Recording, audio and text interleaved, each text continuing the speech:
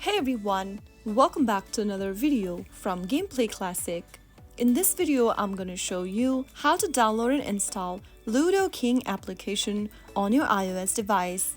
So without wasting much of our time, let's dive into the video. In order to download Ludo King application on your iOS device, launch open App Store.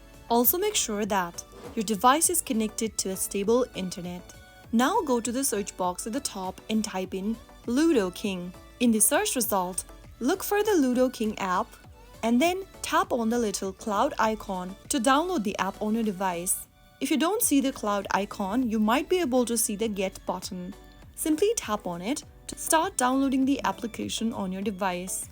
Ludo King is a popular mobile board game based on the classic Ludo game, which is played with dice and tokens on a square board.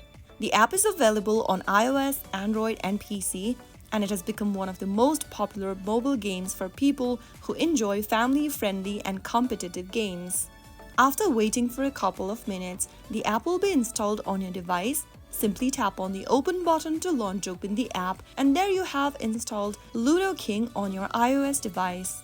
I hope the video was helpful to you. If it was, make sure to give us a thumbs up and subscribe to Gameplay Classic for more tutorials like this.